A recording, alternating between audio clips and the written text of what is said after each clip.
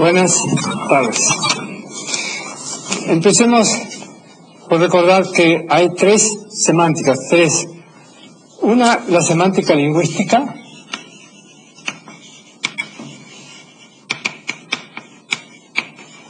que está todavía en veremos.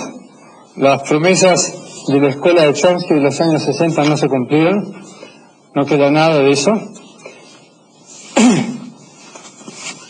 Otra es la semántica de la matemática, que comenzó a comienzos del siglo, a fines del siglo pasado, primero con Hilbert, después con Padua, discípulo de Peano.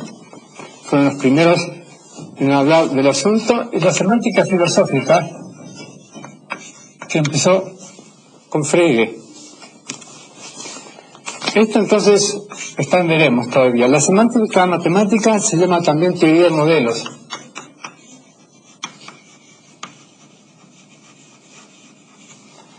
Su expresión más, hoy día es una rama estándar de la lógica, y empezó con un problema, el problema de probar que una teoría abstracta es coherente o consistent, que es coherente. Entonces, la técnica habitual es producir un modelo, pero un modelo matemático, por ejemplo, un modelo numérico. Por ejemplo, esa teoría que vimos, la teoría de los semigrupos, es un conjunto cualquiera y una operación binaria que llamamos, ¿no? Un ejemplo o modelo de esta teoría está constituido por el conjunto de los números enteros y la suma ordinaria, la suma de números. Es un ejemplo o modelo.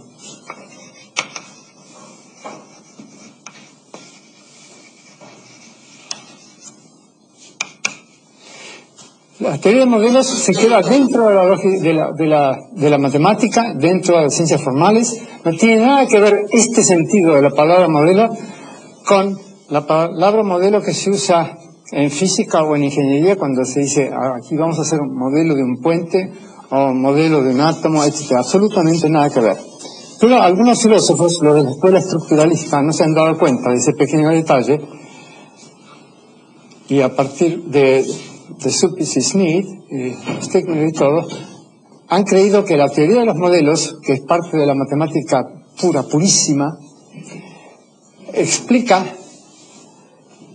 las teorías fácticas, teorías de la física, por ejemplo. Entonces, han hecho una construcción que no sirve absolutamente de nada, porque no aporta a la teoría de modelos y hace una aplicación equivocada. Es lo mismo que aplicar la veterinaria al diseño de puentes. En cuanto a la semántica filosófica, el primero en señalar la importancia del concepto de sentido fue, lo vimos en Frege. No ha habido teorías propiamente dichas. Las mismas ideas de Frege, como vamos a ver ahora, eran confusas porque significaba dos cosas con la palabra Deutung, o denotación, a veces en significado, sentido, etcétera, referencia. En 1967, Donald Davidson escribió un artículo muy famoso que delineaba un programa para una teoría semántica. Pasaron 30 años y ni Davidson ni ningún otro llevó a cabo ese programa. Más aún, el programa estaba errado, porque se centraba en la teoría verificacionista del significado, la teoría del círculo de Viena, según el cual el significado de una proposición está dado por el conjunto de las operaciones de verificación o de test. Es decir, anteponía el test al significado, hacía depender el significado del test, cuando de hecho es al revés. Antes de poder poner a prueba un enunciado, una hipótesis cualquiera, tenemos que entenderla, y para entenderla esa proposición tiene que tener ya un significado. Primero viene el significado, después viene el test. Entonces dieron vuelta a la cosa y por supuesto no salió nada de eso.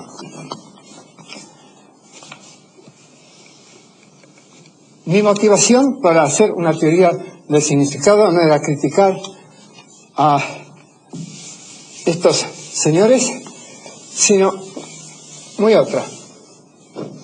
Una teoría de la referencia, una teoría del significado. Muy otra.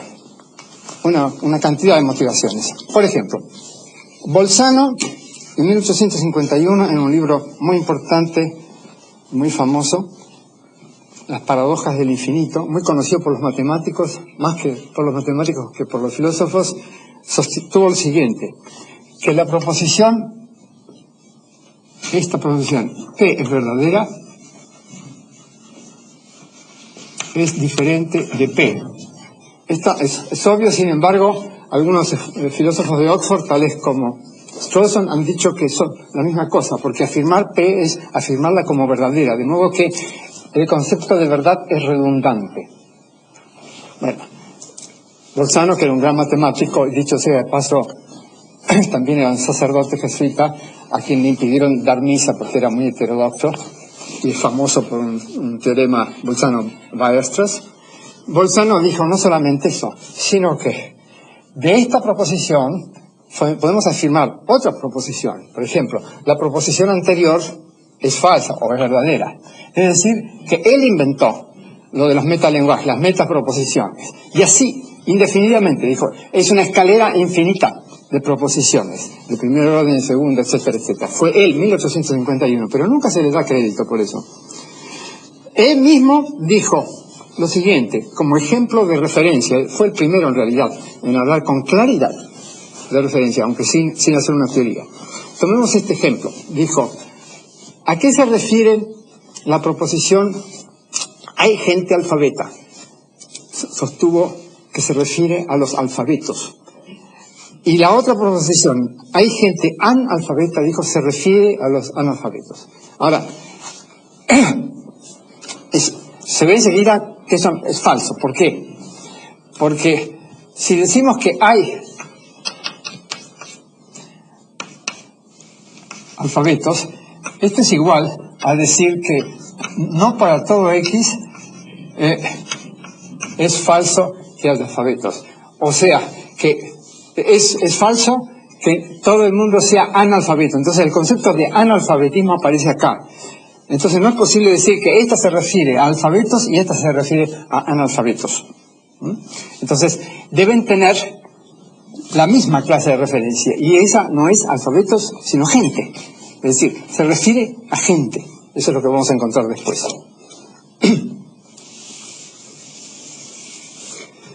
Pero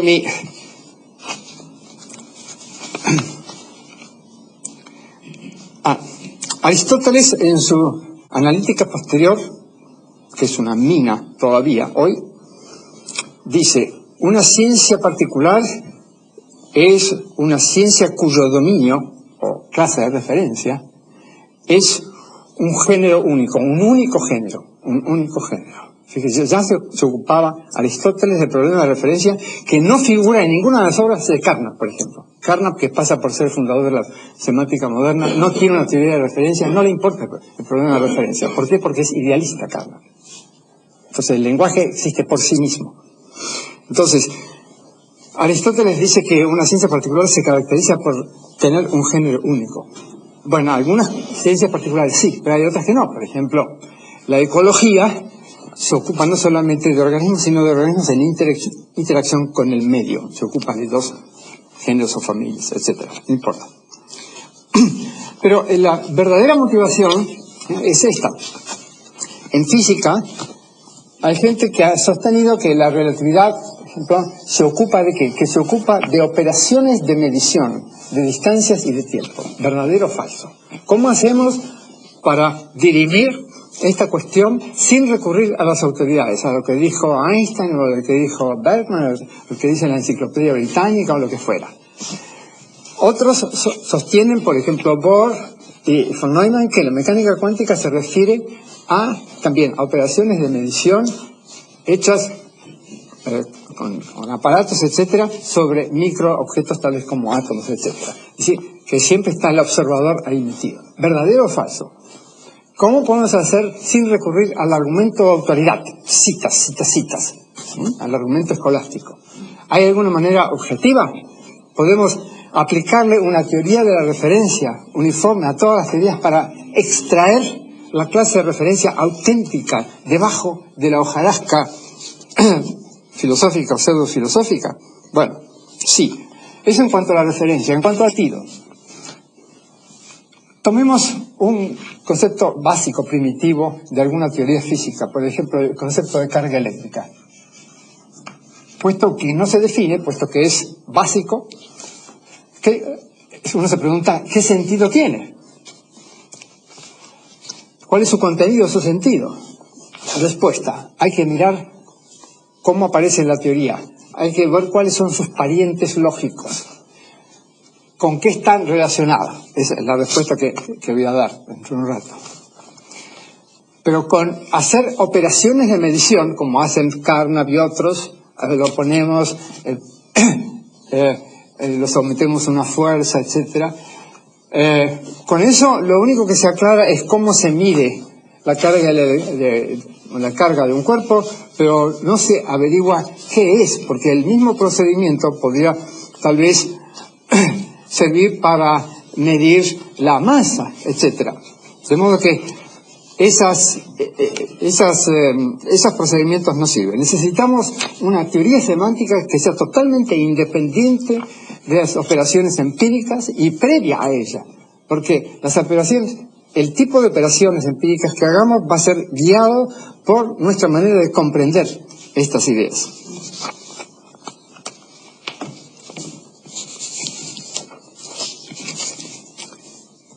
Bueno, empecemos.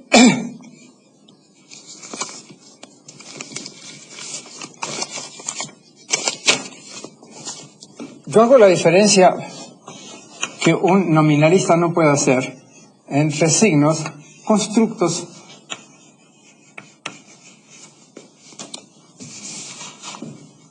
conceptos, proposiciones, teorías y objetos, sea conceptuales, sea reales o materiales. Y digo que los signos designan constructos, los que a su vez designan, se refieren a objetos, y la composición de estas dos funciones me da la función de denotación. Entonces digo que un signo denota un objeto. Por ejemplo, el signo, aquí tiene un cigarrillo, denota la prohibición de fumar, o una cosa así. Entonces, por ejemplo, decimos que la cifra 3 designa el concepto del número 3. Podría también cambiarse, esto es completamente convencional, a diferencia de esto, y poner esto, número romano. O en el caso de los sumerios creo que era esta. Si no los sumerios, los chinos. Alguien usó eso, no importa. Los signos son convencionales, los conceptos no.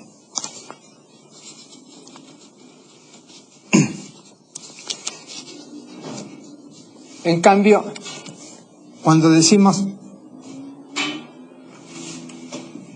si preguntamos por el sentido de los nombres, se puede decir que no todos los nombres tienen un sentido. Por ejemplo, ¿qué sentido tiene el nombre Juan?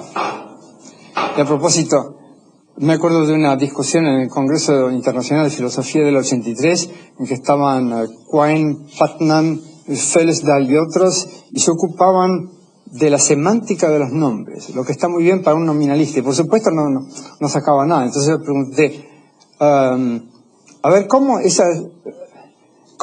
hacen ustedes, cómo aplican todas esas teorías sobre el sentido de los nombres al problema de averiguar cuál es el sentido, por ejemplo, del concepto de masa o del concepto de cohesión social, etcétera? Y por supuesto que no hubo respuesta, no podía haberla, porque no se ocupaban de predicados sino de nombres.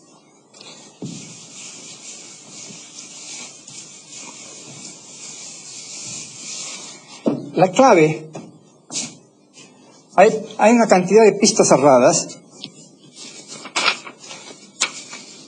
Una de ellas ya la mencioné, y es recurrir a las operaciones de medición. como hace Carnap en sus artículos famosos del 37, que todavía se citan en los libros de filosofía de la ciencia. Hay que tener en cuenta que una teoría enriquecida con datos puede aplicarse, o por lo menos en parte, algunos de los enunciados, o mejor dicho, de las formas de la teoría, puede aplicarse a hechos observados. Pero los hechos observados, para un realista, forman un subconjunto muy, muy pequeño de los hechos observables,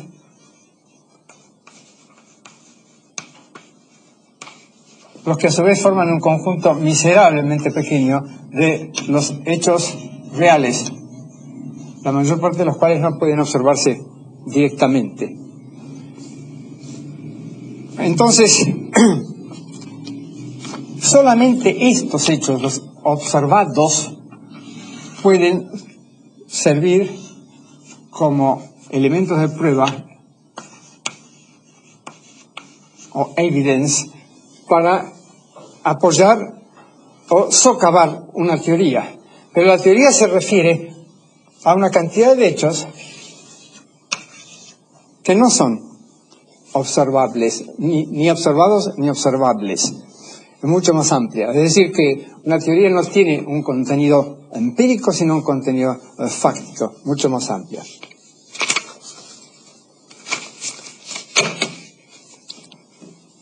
Esto entonces no nos lleva a determinar la clase de referencia de una teoría.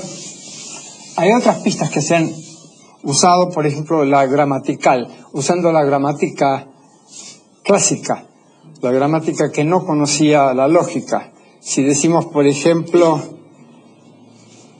que el referente es siempre el sujeto, pero en la gramática clásica el sujeto no siempre estaba claro. Por ejemplo, cuando se dice que la mujer es más dulce que el hombre, siempre que no sea Mrs. Thatcher. Entonces se dice, la mujer es el sujeto y es más dulce que el hombre es el predicado. Bueno, sabemos que no es así. Entonces, sabemos que la cosa es más complicada y que en todo caso esta proposición se refiere no solamente a mujeres, sino también a hombres. Y además, la gramática tradicional no dilucidaba la famosa cópula. Decía que el sujeto está pegado al predicado mediante la cópula. Llamar la cópula es simplemente bautizar un concepto, pero no analizarlo. Vamos a ver cómo se puede aclarar, cómo se puede evitar esa vaguedad.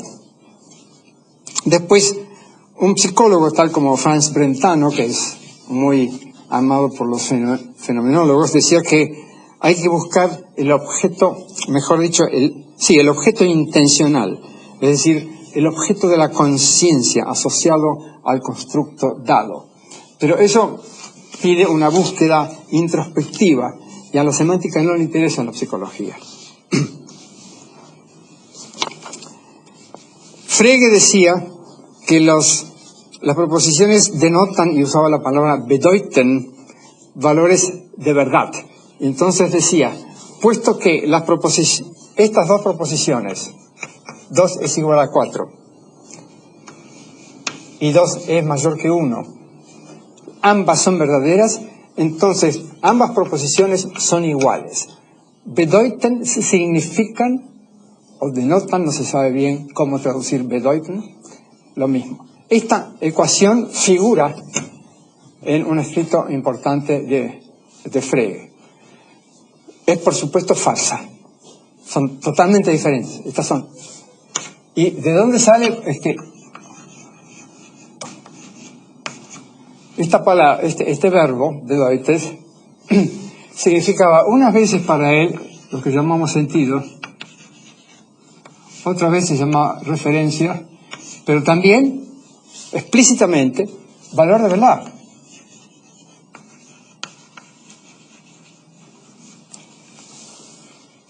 Recordemos que un predicado de Frege va de individuos a valores de verdad. Y esto es, por supuesto, una confusión tremenda. Sí. Pero más que sentido no sería significado. Como usted quiera, pero de todas maneras, sí. No es significativo, lo que nosotros llamamos significado, porque si no diría... Sí, pero también, sí, pero también a veces lo usa como sinónimo de referencia. Sinn und Bedeutung, ¿no? Que a veces se traduce como sentido y referencia. De todas maneras, el lío es tal, Frege se hace un lío tal, pero es lo mismo que digamos que criticar a los presocráticos. Los presocráticos eran horriblemente confusos. Yo una vez le pregunté a Calogero, que era especialista en los presocráticos, pero exactamente qué quiso decir fulano. Por favor, no se plantee esa pregunta. Esta gente era confusa. No es que tenga un sentido muy preciso, tenía ideas muy confusas. Bueno, el mérito de Frege no fue resolver el problema, sino fue plantearlo. Es decir, esto es importante. Lo que está mal es repetir a Frege sin darse cuenta que es una confusión tremenda. Entonces, esta pista no lleva a ninguna parte. Holzweg. La fenomenología tampoco nos da una pista, porque nos dice, en esencia, Husserl nos dice que los referentes son una molestia, joroban. Que lo que hay que hacer es ponerlos entre paréntesis, hay que hacer la operación de la epogé, poner el mundo entre paréntesis. Disponemos de una visión especial, una visión intuitiva de las esencias de las cosas, para que ocuparse de operaciones empíricas típicas de gente baja, como tales como observar y hacer mediciones, etc. Bueno, entonces eso no anda. ¿Cuál es la clave? La clave está en la relación de predicación. Olvidemos el est, la cópula. No lleva a ninguna parte. Empecemos por un ejemplo sencillo. A ver qué ejemplo sencillo encontré acá. Aurelio es honesto.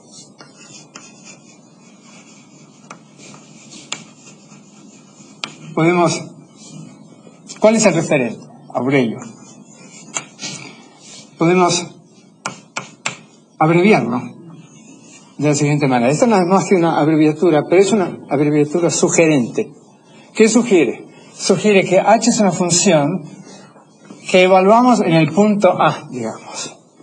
H es una función que va de gente a proposiciones, todas las proposiciones que incluyen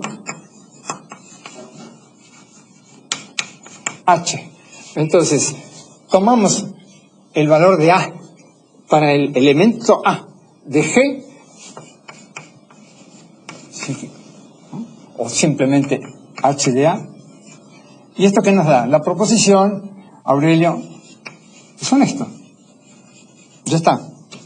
Entonces, esta función, esta manera de analizar los predicados, los conecta directamente los predicados con proposiciones, y nos sugiere inmediatamente que el referente del predicado H es igual, en este caso, a gente, es decir, el dominio del predicado. Tomemos un predicado diádico, amar. ¿Quiénes aman? Animales superiores. En todo caso, amar es entonces una función, se puede analizar como una función que va de pares de animales a proposiciones que incluyen el predicado a redonda. Y así sucesivamente, triádicos, etcétera, etcétera. En general, entonces, un predicado va a ser representable o analizable como una función que va de un producto cartesiano de n factores al conjunto de todas las proposiciones que incluyen P.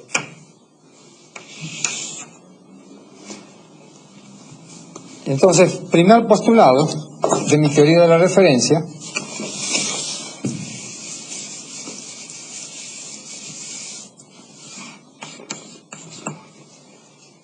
es que la clase de referencia de un predicado es igual a la unión, a la suma lógica de todos los factores cartesianos que aparecen en el dominio del predicado.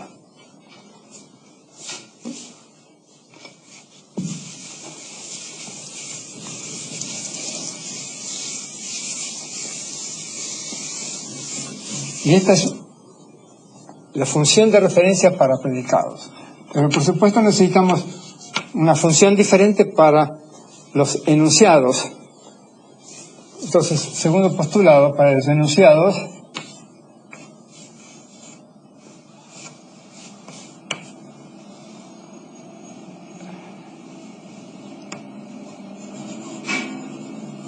suma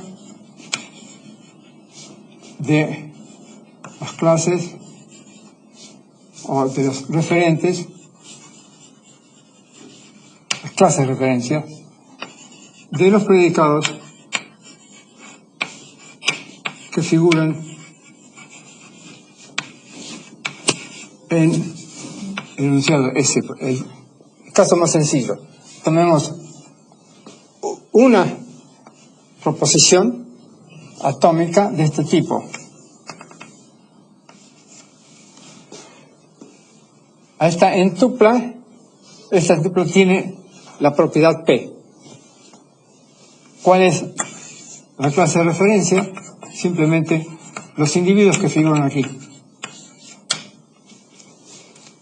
Las variables, si ustedes quieren, o los argumentos, siempre son individuos. La clase de referencia está formada por individuos. Los individuos, a su vez, pueden ser clases, ¿no? Lógico.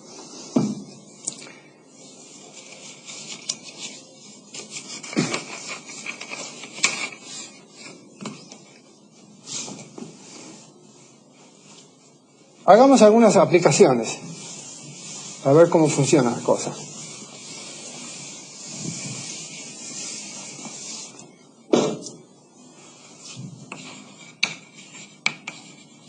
¿De qué se ocupa la lógica? Y en particular, ¿tiene la lógica algún compromiso ontológico? Es decir, ¿supone algo acerca del mundo? Veamos, tomemos un operador, el único operador, un operador unario de la lógica. ¿Cómo puede analizarse? Como una función que va o bien de predicados a predicados o bien de proposiciones a proposiciones. Tomemos, en el cálculo de las proposiciones, el cálculo proposicional, los elementos son proposiciones que no se analizan. Entonces, la clase de referencia de la negación es igual simplemente a la clase de todas las proposiciones. Tomemos la disyunción. ¿Qué hace la disyunción? Es una función que manda. Hilbert prefería escribir la disyunción así. Y con razón, ¿no? Aunque no lo dijo, esto sugiere que ese es el valor que toma esta función en este punto. Entonces, ¿qué hace?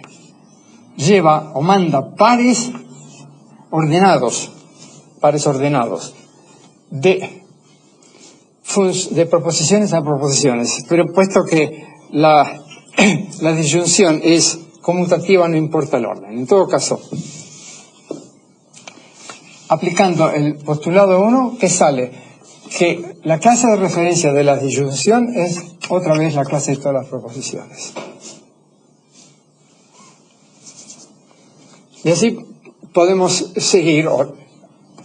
Si nos fijamos, por ejemplo, en la relación de deducibilidad sintáctica, que decimos que el conjunto de proposiciones A implica lógicamente el conjunto de proposiciones B.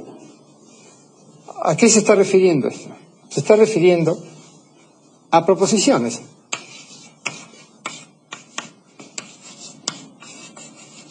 Y en general, entonces, la referencia de esta relación es una clase de proposiciones.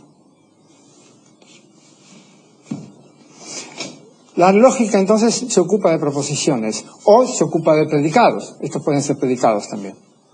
Se ocupa de predicados y proposiciones. No, independientemente de lo que signifiquen. Estos predicados o proposiciones se toman en forma completamente general en lógica, ustedes saben.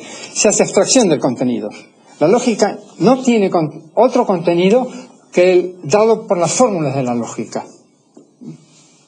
Pero sus referentes son siempre clases indeterminadas de proposiciones o de predicados. Entonces la lógica se refiere a cualquier cosa, y al referirse a cualquier cosa no se refiere a nada en particular, no describe nada en particular, no describe el mundo. Acuérdense del dicho clásico medieval: dictum de omni, dictum de nullo. Lo que se dice de todo, se dice de nada en particular. Esto le viene bien a la lógica. Entonces la lógica no tiene compromiso ontológico. Pero para hacer esa afirmación en forma responsable es preciso tener una teoría de la referencia. Y al que no le gusta esta teoría de la referencia puede hacer otra, pero siempre hace falta una teoría de la referencia. No es posible seguir utilizando el método clásico de la afirmación por autoridad. Hay que demostrar las cosas en lógica o en filosofía de la lógica.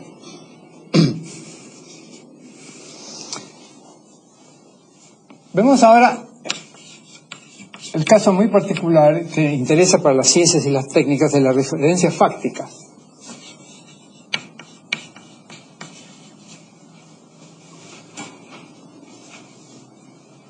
Tomemos un caso sencillo del concepto de carga eléctrica, que es, de todas las magnitudes físicas, una de las más sencillas, lógicamente hablando, es decir, su estructura más sencilla. ¿Por qué? Porque la carga eléctrica es una propiedad de cuerpos, no aparece en sistemas de referencia ni cosas parecidas. Es decir, hablamos de la carga eléctrica de un cuerpo A medida o calculada en unidad U.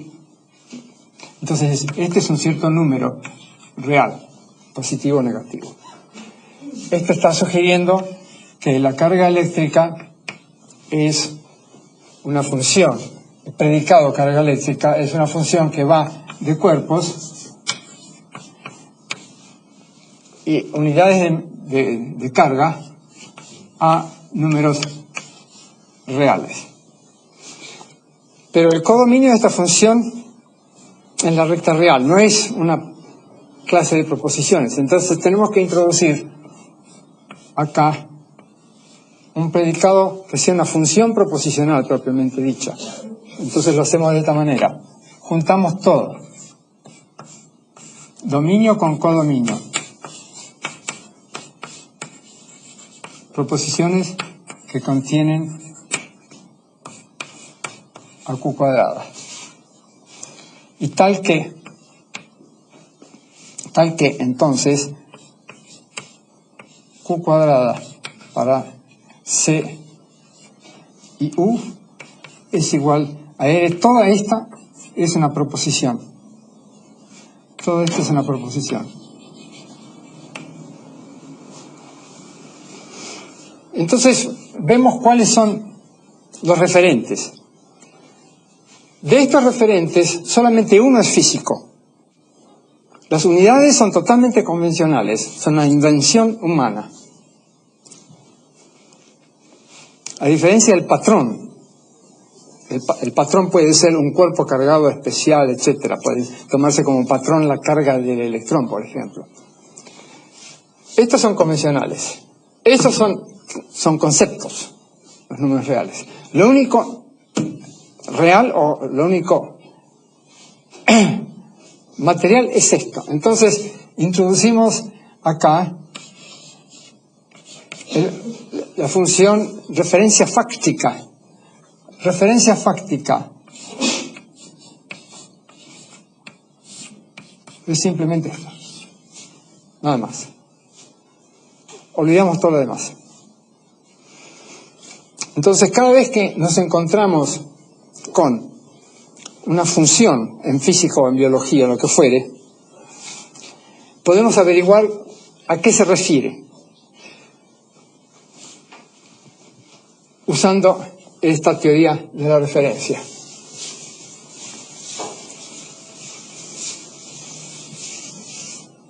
Ayer estábamos hablando sobre, por ejemplo, sobre la mecánica cuántica. Hablamos de la función psi, el de estado, del hamiltoniano, etc. ¿A qué se refieren estos conceptos, este operador y esta función? Hay que mirar el hamiltoniano, hay que ver cuáles son las variables que aparecen ahí. Se refiere a electrones, se refiere a átomos, etc. Entonces, eso nos va a dar la clase de referencia. Si el hamiltoniano es el hamiltoniano de una partícula libre, entonces simplemente la energía cinética es muy claro que es la clase de partículas libres. Aquí no aparece ninguna mención, ninguna referencia a aparatos de medición, observadores, nada. Entonces toda esa superestructura filosófica creada por Bohr y que todos los físicos siguieron en forma totalmente dogmática, no sirve de nada, es falsa. Se ve muy bien que la mecánica cuántica, por este ejemplo, no se refiere, sino excepcionalmente, a aparatos de medición. ¿Cuándo? Cuando aquí figura además algo en que aparece alguna coordenada grande, digamos, Q, que es una propiedad, o que denota una propiedad de un aparato de medición. Pero en la mayor parte de los casos calculamos propiedades de partículas libres o de partículas en campos eléctricos o campos magnéticos, de moléculas, de átomos, de lo que fuere. Y ahí no aparecen para nada los aparatos de medición. Los aparatos de medición no sirven como referentes, sino que sirven para poner a prueba algunas de las consecuencias de la teoría, nada más.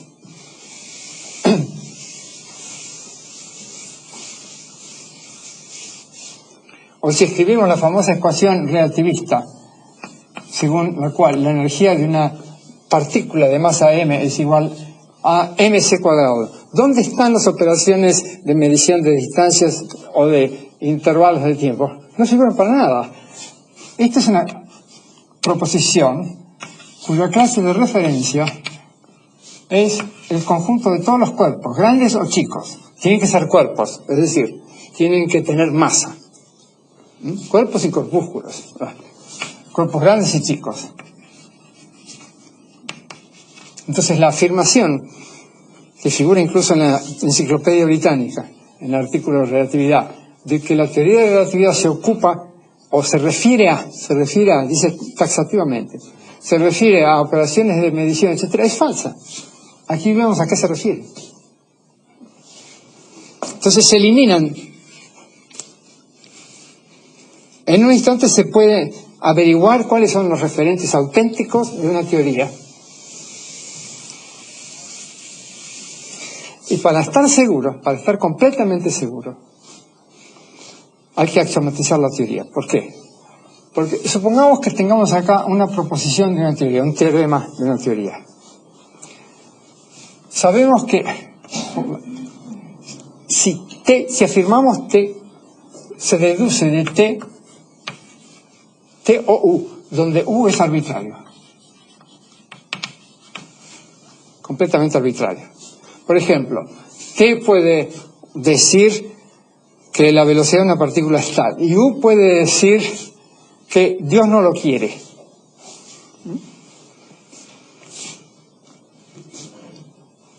Entonces, esto se puede reformular de la siguiente manera. No U en lógica bivalente. Entonces, Dios no lo quiere, esto sería, esto sería equivalente a ¿qué? Esto sería, pues, ¿para qué tengo que hacer todo esto? No veo por qué. Simplemente, esto es no P, no T implica a U, ¿verdad? Entonces, yo puedo decir, ¿qué puedo decir? Puedo decir que, por ejemplo, puedo poner ahí, si Dios no lo quiere, la velocidad de la partícula, qué sé yo, es menor que c, etc. He introducido, la lógica me permite introducir irrelevancias. La lógica, la física no. Pero ¿cómo hago yo para decir a la vez, quiero ser racional, quiero aceptar la lógica y quiero evitar relevancias? A un par de lógicos de Pittsburgh, Anderson y Belknap, se les ocurrió una lógica complicadísima, relevance logic, para evitar las irrelevancias, pero introducen, a cambio, el precio es altísimo, introducen modalidades, usan lógica modal, etc. Pero puesto que conservan el principio de adición, esto es un principio de la lógica, principio de adición, no pueden evitar, de hecho, las irrelevancias. De hecho, no las evitan. Entonces, pagan un precio altísimo y no consiguen la mercadería que quieren. De aquí que la lógica de la relevancia sea irrelevante. La única manera de evitar contrabandos, de evitar enchufar en los teoremas conceptos que no aparecen en los axiomas, es axiomatizar. Entonces, si se toma como una teoría el conjunto de todas las consecuencias lógicas de los axiomas de la teoría y nada más, entonces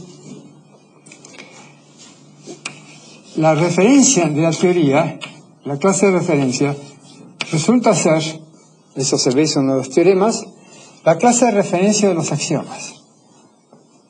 Si empezamos hablando de sapos, no tenemos derecho de terminar hablando de sapos y electrones.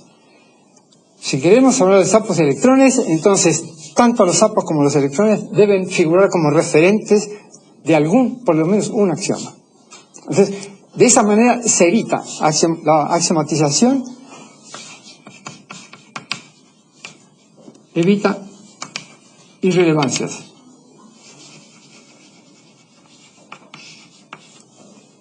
Podemos seguir usando, por supuesto, el teorema de adición siempre que, y esto nos lleva a Aristóteles, que en alguna parte dice algo sobre eso. Siempre que, si tenemos este caso, si queremos agregar algo, usando el principio de adición, siempre que el referente de este sea igual al referente de este. Entonces, con esta condición, referente de U igual al referente de T. Esta condición no hace falta ponerla expresamente si axiomatizamos la teoría.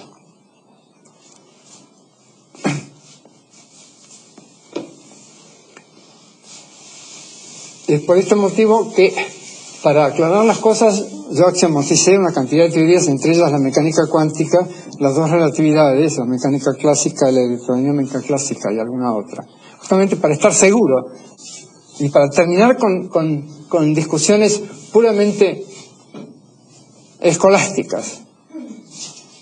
Uno aplica una teoría de la referencia y entonces sabe de qué está uno hablando. Y es curioso siempre. decimos de la gente loca o de la gente tonta, que no sabe de qué está hablando. Bueno, es lo primero que hay que asegurarse. ¿De qué estamos hablando? ¿A qué nos estamos refiriendo? Es lo primero. Y cuando las teorías al comienzo nacen en forma medio oscura, nacen el procedimiento, así como los niños recién nacidos nacen bañados de sangre y rodeados de placenta y qué sé yo cuánto. Bueno, todo eso hay que limpiarlo y se limpia a medida que crecen. Pero el proceso de crecimiento, de desarrollo de una teoría, tarda mucho si la nodriza es una mala filósofa. Quedan, todos los rastros de nacimiento quedan. Hay que lavar al niño en cuanto nace.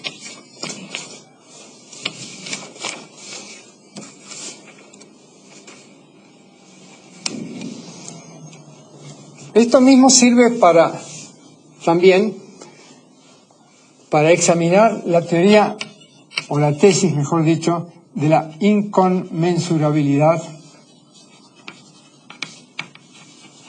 de teorías rivales, propuestas por Kuhn y Feyerabend.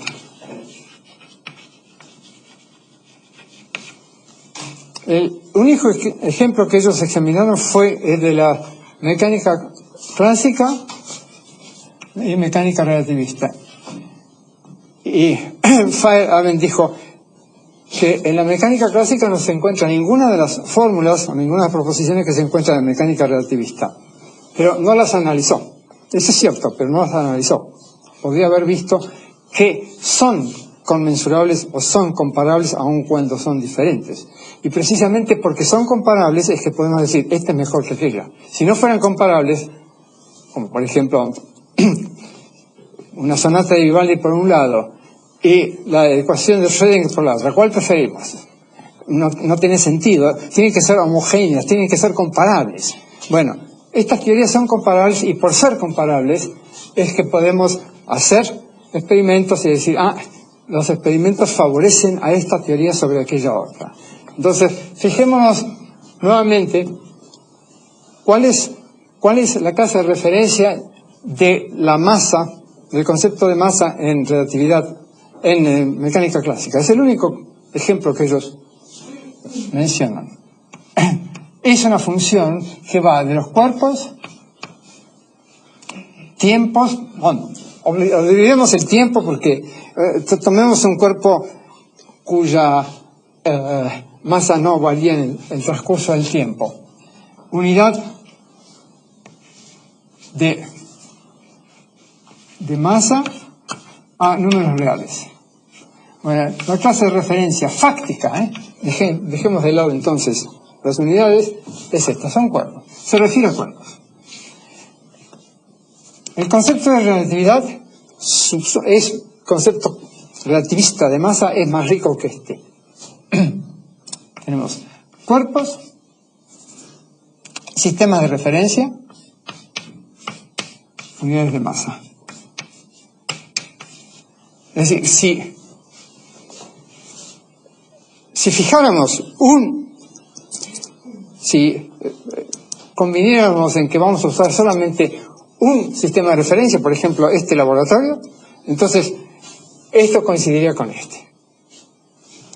Entonces, pero en general,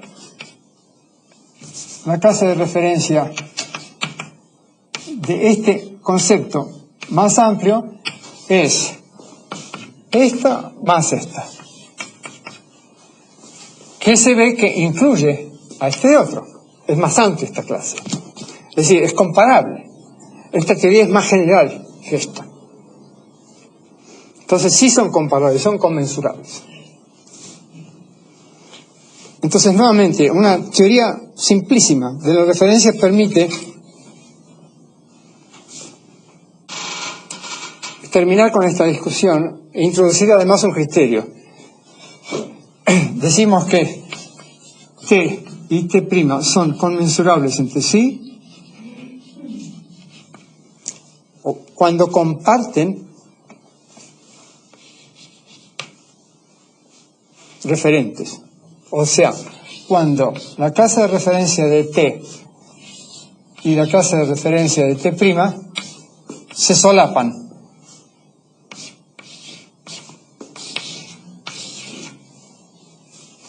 O, con el caso de la relatividad, están incluidos. Basta eso, se solapan parcialmente o totalmente.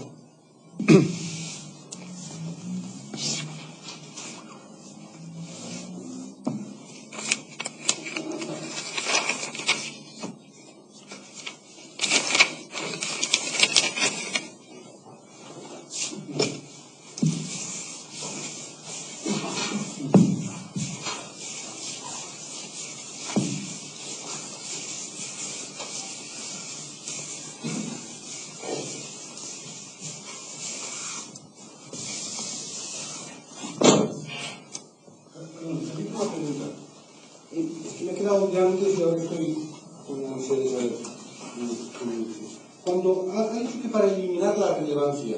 ¿Cómo? Para eliminar la irrelevancia y para evitar, por tanto, que la adición lógica fuera crear la irrelevancia, lo que había que conseguir era que el referente de U fuera igual al referente de T, en el caso propuesto por usted. ¿No está usted aquí proponiendo una teoría de la referencia que es una teoría del significado? Es decir, No. está cayendo en error. No, porque dentro de un rato voy a introducir mi definición del significado de un constructo para ordenado.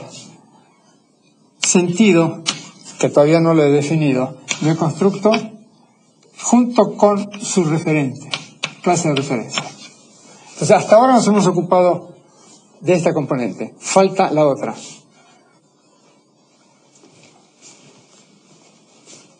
No, lo digo porque al formularlo diciendo que el referente de U sea igual al referente de T... Tiene sentidos diferentes. Pueden tener sentidos diferentes, completamente diferentes. Si no, sería una redundancia, ¿no?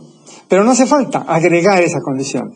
Sí se axiomatiza la teoría. Lo que pasa es que hay muy pocas teorías axiomatizadas y cuesta mucho trabajo axiomatizarlas y la gente es vaga, pero además de eso, para peor, hay un cierto prejuicio en contra. Se cree que es un ejercicio puramente formal. Y no lo es, tiene importancia filosófica. Se pueden evitar discusiones filosóficas completamente estériles, que han durado en el caso de la mecánica cuántica desde 1920 y pico hasta ahora, son 70 años de discusiones estériles, totalmente estériles. A que han dado de comer a mucha gente es otra cosa, ¿no?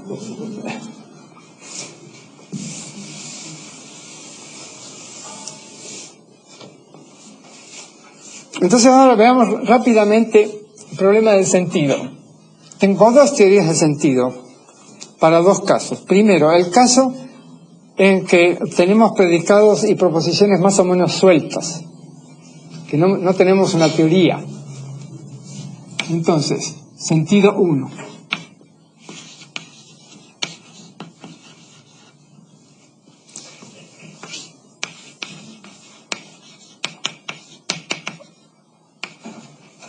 En alemán Sinn, o en inglés sense.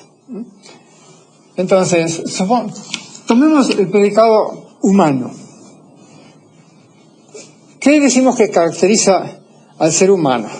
Bueno, según Franklin, Homo faber. Entonces, faber. Según Chomsky, loquens. Capaz de hablar. Según Aristóteles, racional. Y además, social. Son político. Político no quiere decir político, sino social, ¿no? Social.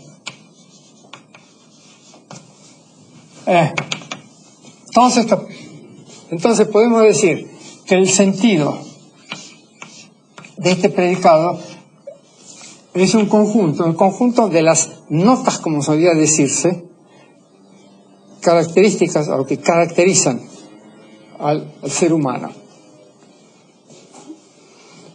Entonces, a esto lo llamo intención, con S. Que no tiene absolutamente nada que ver con la intención con C, o sea que todo lo que se ha escrito bajo la influencia de de Brentano, intencionalidad y qué sé yo cuánto, creyendo que Brentano hacía semántica en lugar de hacer psicología, es completamente irrelevante. Hablamos acá de algo que a los extensionalistas les da asco, las intenciones con S. Por ejemplo, un extensionalista como Quine quiere eliminar todo lo que sea intención. ¿Por qué? Y el motivo, hay dos motivos. Primero, porque no había teorías, era toda charla muy suelta. Entonces, es natural que una persona, que un lógico desconfíe de una cosa así, primero. Pero segundo, por ser nominalista. Por desconfiar en general de los conceptos, de todo lo que sea conceptos y proposiciones. No existen ni siquiera proposiciones para un nominalista, ¿no? Existen oraciones, pero no proposiciones, sí, entes lingüísticos, pero no entes conceptuales. Entonces, este es un ejemplo, pero un ejemplo no hace una teoría. La teoría que yo propongo es la siguiente, y que captura algunas ideas clásicas. El concepto de intención se formaliza como un predicado que va de predicados a predicados. Entonces, lo primero es postular qué se entiende por la... Perdón, qué disparate acabo de decir. Por la intención de la negación de un predicado. Entonces, postulo que es el complemento dentro del universo que está definido, ¿sí?, de y de Q. Segundo postulado, y es que si P y Q son predicados, la conjunción enriquece. O sea, esta es la unión de las intenciones de los predicados correspondientes. Y con esto creo que basta. ¿Cómo calculo, por ejemplo? Sabemos que la disyunción debilita. Si no quiero comprometerme, como el gallego de los cuentos que cuentan los catalanes y los castellanos acerca de los gallegos. Entonces introduzco un bueno, o esto o aquello, ¿no? Pero si quiero comprometerme, digo P o digo P y Q. Y si no, entonces debilito la afirmación y introduzco una disyunción, ¿verdad? Entonces esto intuitivamente debiera ser la intersección. Bueno, esto se puede probar. ¿Cómo lo probamos?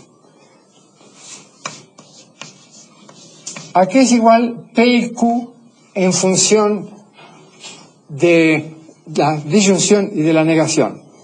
A ver, vamos a probar si esto anda. No, P o Q, eso es lo que quiero.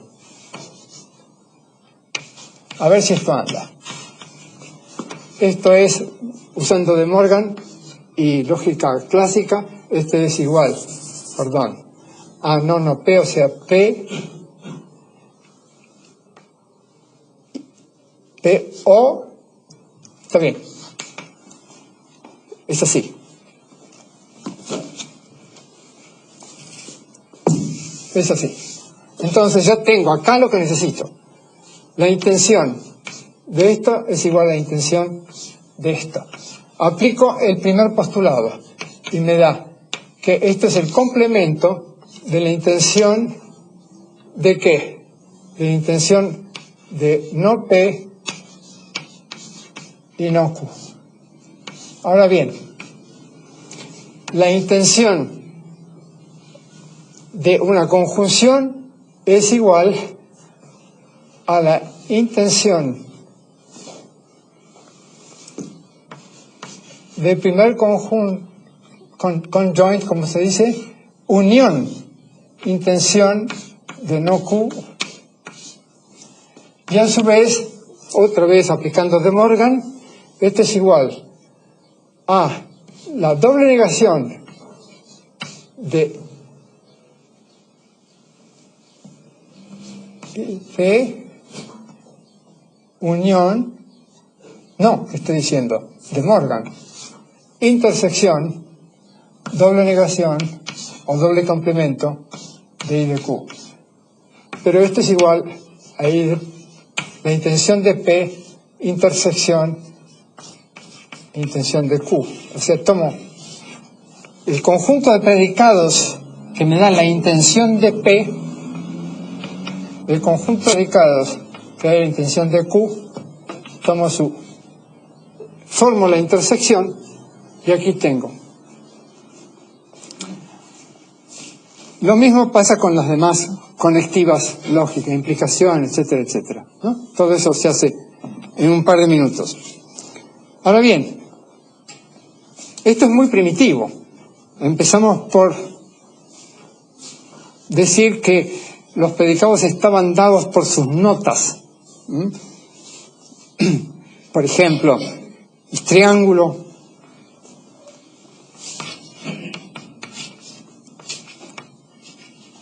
figura en el plano euclidio, en el plano.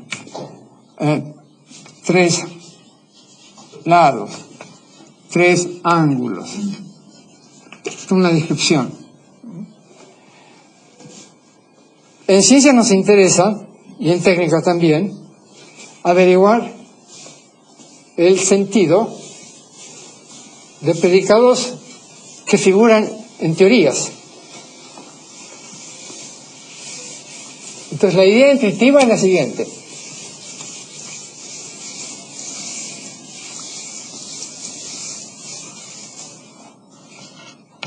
Supongamos que acá tengo dos predicados o dos proposiciones básicas, primitivas, no definidas. Mediante cuáles formo este tercero, sea por definición, sea por deducción, lo que fuere, ¿no? C. Y que a su vez esto tiene estos consecuentes, etcétera, etcétera. Entonces, para averiguar cuál es el sentido del C, me fijo en los padres y abuelos, me fijo en los ancestros y me fijo en la progenie, los dos. Entonces, en otras palabras, y eso va a ser el sentido. Es decir, fuera de esta red va a ser muy difícil averiguar qué sentido tiene. Pero si lo meto en la red, en que realmente está, entonces puedo averiguar. Entonces, ¿esto es qué? Es el conjunto de todos los conceptos o predicados o proposiciones, según sea el caso, tales que o bien generan a C o bien son generados por C. O sea, tenemos acá dos conjuntos. El conjunto de los antecesores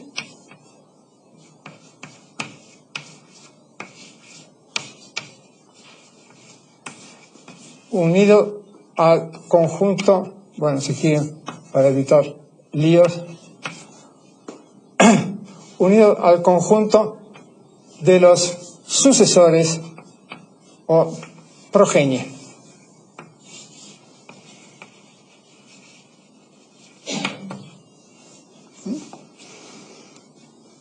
Y esto es particularmente importante en el caso de los primitivos. ¿Cuáles son, entonces, para averiguar el sentido de un primitivo? Tengo que fijarme en todo aquello que sale del primitivo, que se deduce o que es implicado del primitivo, o del postulado, etc. Bueno, entonces, una vez que tengo... ¿Cómo? C debe deducir Y, ¿no?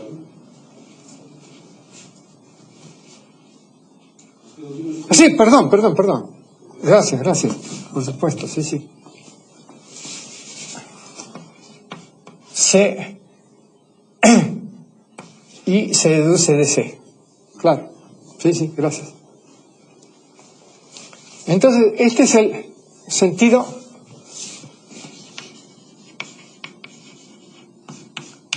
en el segundo sentido.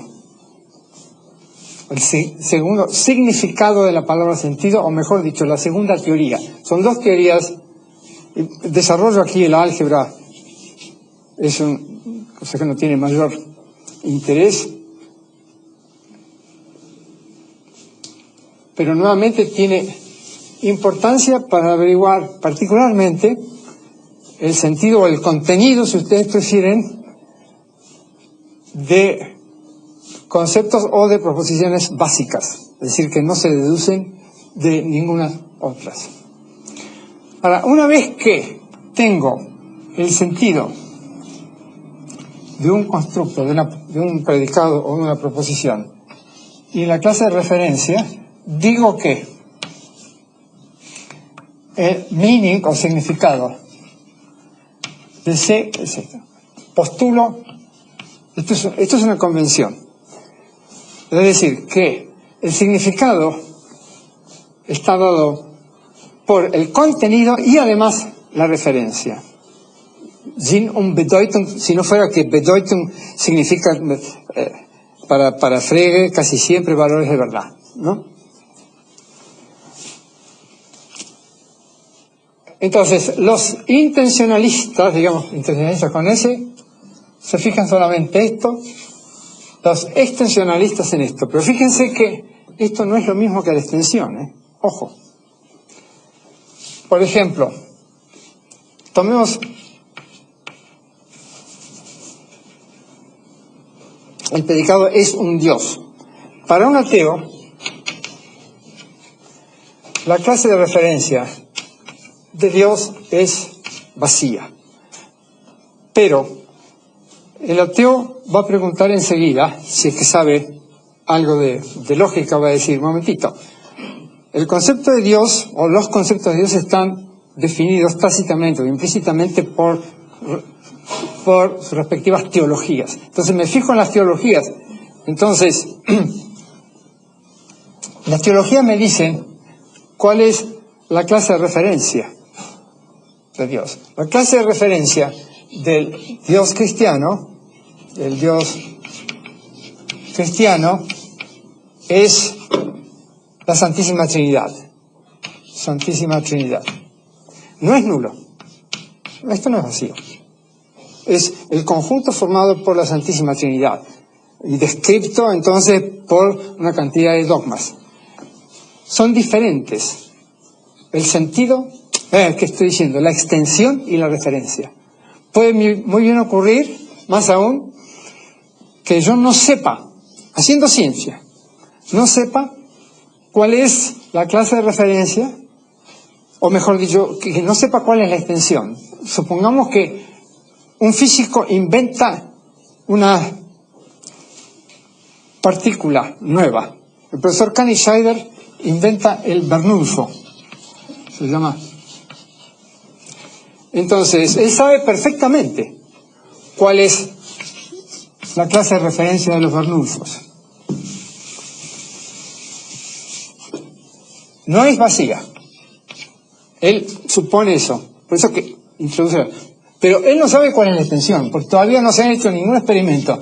El CERN no ha aprobado todavía un presupuesto de $10 billones para hacer un experimento para detectar el Bernoulli. Entonces, esto es desconocido. La extensión. No se sabe cuáles son los individuos que satisfacen a la descripción de la teoría del profesor Kani Scheider.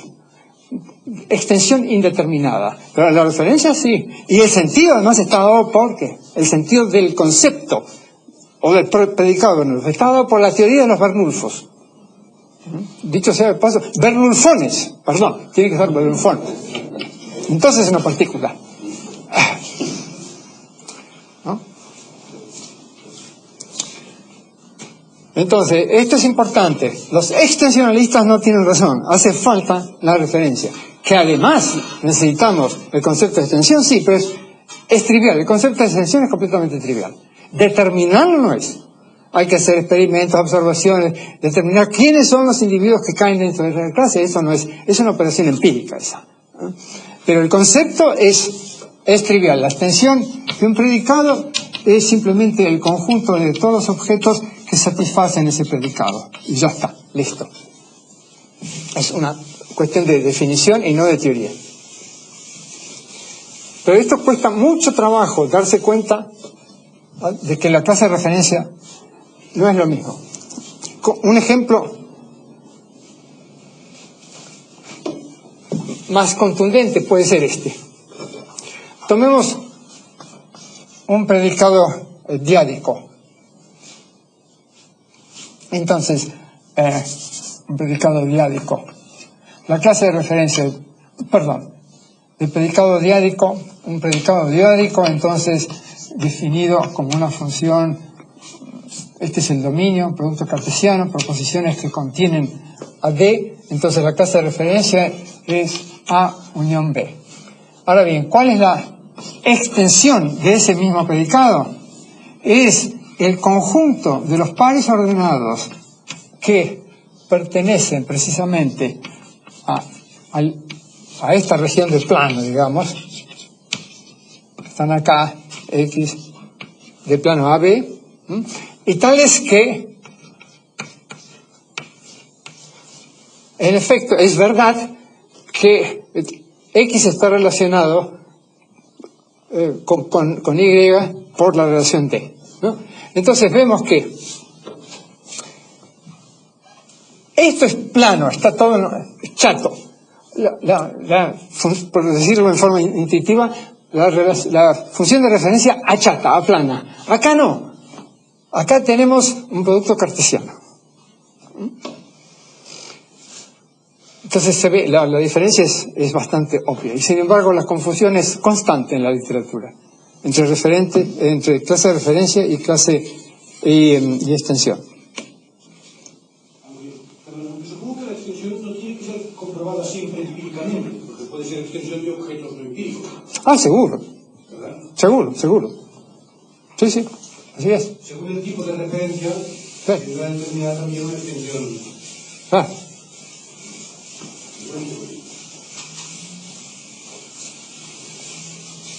Sí, por ejemplo, ¿a qué se refiere el predicado es primo, es un número primo?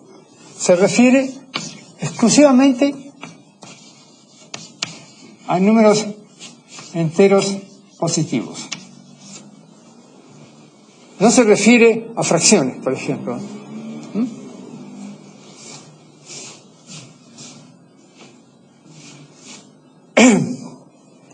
Y a propósito, la extensión de ese predicado es desconocida. ¿Por qué? Porque no tenemos una fórmula que nos dé el enésimo número primo en función precisamente de n. Esto se viene buscando desde hace más o menos 2500 años, desde la época de Euclides, todavía no se encontró. Y sería muy irresponsable el profesor de matemática que diera como tema de tesis encontrar esta función, ¿no? Porque tomaría tal vez otros 2500 años. Lo único que se puede hacer es con un ordenador, con un computador, computar, seguir el millonésimo número primo. Eso es no tiene el menor interés teórico.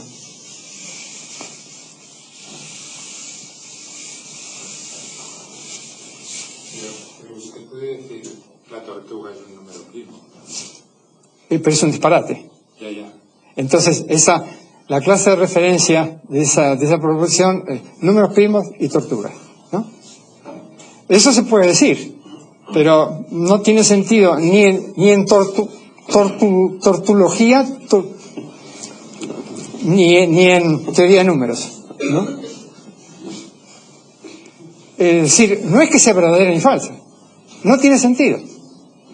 Entonces, al no tener sentido, no tiene valor de verdad, porque no se puede poner a prueba. No se entiende siquiera qué significa, es una justa exposición de palabras. Es como las frases célebres de Heidegger. No es que sean falsas, simplemente no tienen sentido. Desde el sentido de es una proposición, por eso. Sí, yo diría que es una oración, pero sí, pero no una proposición. No corresponde a una idea clara para hablar en lenguaje cartesiano, clara y distinta, ¿no? Ahora es lindo el ejemplo, la tortuga es un número primo. A las tortugas seguramente, a alguna tortuga se le ha ocurrido eso. Bueno, finalmente queda tiempo solamente para decir un par de cosas acerca del otro capítulo gordo de la semántica. Los 3 capítulos gordos de la semántica, después hay capítulos flacos, ¿no? Los capítulos gordos son referencia, sentido y verdad. ¿Qué podemos decir en 2 minutos acerca de la verdad? Ante todo, reivindicar la distinción introducida por Leibniz en sus Nouveaux Essais, 1700, creo que era 17, la distinción entre proposiciones de hecho y proposiciones de razón, o verdades y falsedades de razón, todas las de la matemática, la lógica, y verdades de hecho, de la física, etcétera, etcétera. Esta dicotomía no es la misma que la dicotomía entre proposiciones analíticas y proposiciones sintéticas. ¿Por qué? Porque la noción de proposición sintética no es clara, para nada. Se dice que una proposición sintética es informativa, a diferencia de una proposición analítica. Pero la palabra informativa, a su vez, es vaga. Por eso, lo importante es esta dicotomía. Esta sí es una dicotomía.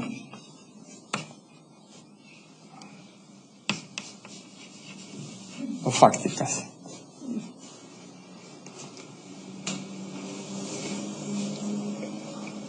Son 2 conceptos tan diferentes que habría que designarlos con palabras diferentes. Por ejemplo, habría que hablar de Herdat y aquí de Rerdat o algo así. Habría que darles nombres diferentes, totalmente diferentes. Pero ya es un poco tarde para hacerlo. En todo caso, hay que darse cuenta de que son diferentes, tan diferentes que los procedimientos por los cuales se comprueba la verdad o la falsedad de una proposición matemática no son empíricos, son puramente conceptuales. No se demuestra con regla y compás, como creían los geometras griegos, no se demuestran haciendo observaciones ni mediciones, se demuestran de manera puramente conceptual. En cambio, se ponen a prueba las verdades de hecho haciendo observaciones, mediciones, experimentos, etcétera. Entonces, la matemática, por eso mismo, no tiene contenido empírico y, en cambio, acierta algunas proposiciones de las ciencias fácticas, se les puede dar contenido empírico siempre que se les agregue datos. Ahora bien, en matemática, en lógica, las proposiciones son o verdaderas o falsas, se acabó. Entonces, de ahí, los lógicos han concluido que lo mismo vale para todas las proposiciones. Falso. Cualquier matemático aplicado, cualquier matemático que haga matemática numérica o que haya oído hablar de la teoría de las aproximaciones, sabe, por ejemplo, que esta proposición es parcialmente verdadera. Si quiero hacerla totalmente verdadera, tengo que poner esto, aproximadamente igual. Pero esta otra no es totalmente falsa, tampoco esta es totalmente falsa, tampoco esta. Todas estas son parcialmente verdaderas y son aproximaciones sucesivas. La noción de aproximación sucesiva fue introducida por el viejo Arquímedes, siglo III antes de nuestra era. El viejo Arquímedes encontró un método para calcular la longitud de una circunferencia. Simplemente escribió en poliedros, dividió cada de estos lados en otro, y así sucesivamente, el método de las exhaustiones. Aproximaciones sucesivas. Ese método es capital en todas las ciencias, menos en lógica. En lógica no tenemos eso, porque no es una ciencia cuantitativa. Pero ahí donde hay cantidades, hay que conformarse con verdades aproximadas. Por ejemplo, si quiero manipular una función, una manera sencilla es esta: desarrollarla en serie de Taylor, ver si converge, si converge rápidamente, y puesto que no, estos son infinitos términos, quedarme tal vez con la primera aproximación, con la segunda. Por ejemplo, para pequeños valores de x, el seno de x es igual a x, es aproximadamente igual a x. Basta verlo. Para pequeños valores de x, la recta es una buena aproximación. Para valores más grandes es mala aproximación. Entonces, necesitamos el concepto de verdad parcial. ¿Cómo se dilucida o dilucida un concepto? La mejor manera es hacer una teoría, meterlo dentro de una teoría. No analizarlo, el concepto, sino sintetizarlo, digamos, teorificarlo. Bueno, yo propuse una teoría de la verdad parcial en el 63, otra en el 74, otra en el 83, y todavía no estoy conforme. Y mi alumno, el doctor Jean-Pierre Marquis, ha trabajado mucho este asunto en su tesis doctoral, y tiene un trabajo bastante largo en el Notre Dame Journal of Formal Logic o algo así, o Logic, no me acuerdo cómo se llama. La idea más primitiva que a uno se le ocurre es esta. Supongamos que tengo una disyunción, entonces el valor de verdad de esta disyunción es el supremo de P y Q, o mejor dicho, de los valores de verdad de P y de Q, y para una conjunción el ínfimo. Pero esta es demasiado tosca y no es muy satisfactoria. Hay una cantidad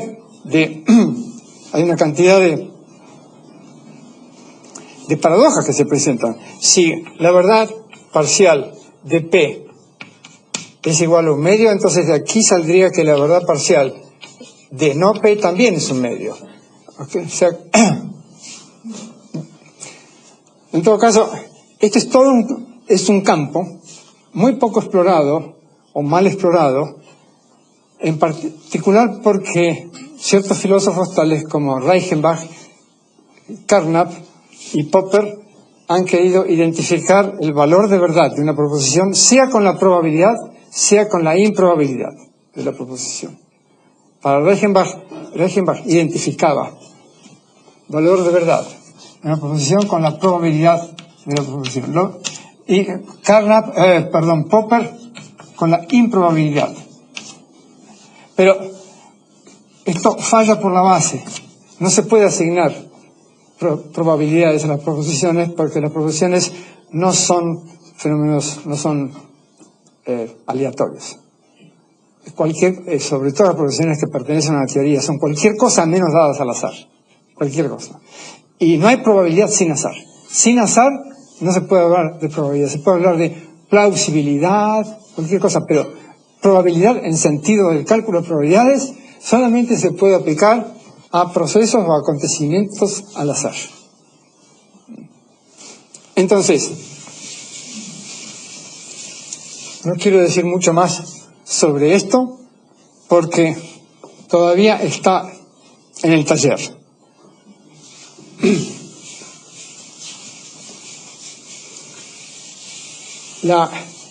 Es curioso, en mi primera teoría yo ponía que el valor de verdad de una negación era igual al complemento de la unidad de esto. Pero enseguida se me ocurrió, o unos años después se me ocurrió un contraejemplo.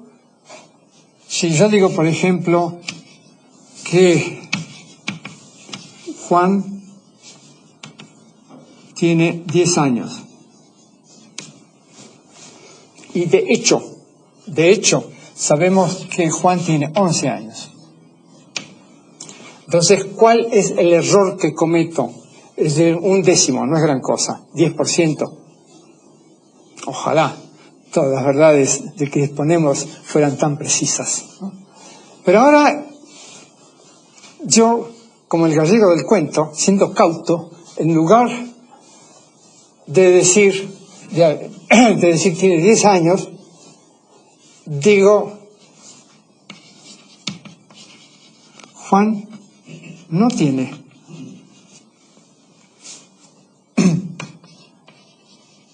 10 años. Entonces, es cierto lo que estoy diciendo, no tiene, es muy impreciso, podría tener 100 años, podría tener 1 año, 1 mes, es completamente cierto. La verdad de esta proposición es 1, teniendo en cuenta que de hecho Juan tiene 11 años. Pero es una verdad muy barata esta, una verdad muy barata. Y nos muestra, además, que esto no es igual no cumple esto. Porque si fuera así, la negación de esto tendría que darme, según esto, tendría que dar 1 menos 9/10, que es el valor de verdad de esta proposición. O sea, 1/10. No, sí, y no es así. Entonces, eso sugiere que hay que complicar un poco la teoría, que en otras palabras, hay contraejemplos, hay excepciones. Y muy importante, que hay que modificar la primera teoría, es por eso que me gusta más la que viene el tomo 5 o 6 de mi tratado. Bueno, eso es un tema que da para mucho y que lo que tiene interesante es que se puede conectar con 2 ramas bien establecidas de la matemática aplicada: cálculos de errores y teoría de la aproximación.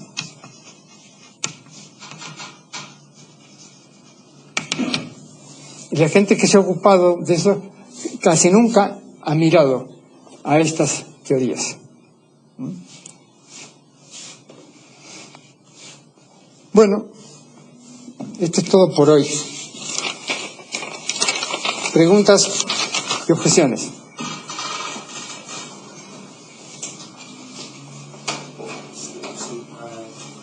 La pregunta que le he hecho sobre lo de la tortuga es un número primo. Según entonces entiendo, esta oración no es ningún constructo. Yo diría que no designa ninguna proposición. No es ningún constructo. Sí, así es. Porque no tiene hablar del sentido. Pues no tiene sentido. Tiene referentes, tortuga y números primos, pero no tiene sentido. Así que es un buen... hablar de referencia es que es un constructo. Sí, no, bueno, está bien. Ok, me agarró. Está bien, es verdad. Cierto. Pero, digamos, se puede trasladar los constructos a las oraciones o a las expresiones lingüísticas que lo designan y hablar entonces, en este caso yo hablo de significance en lugar de significado,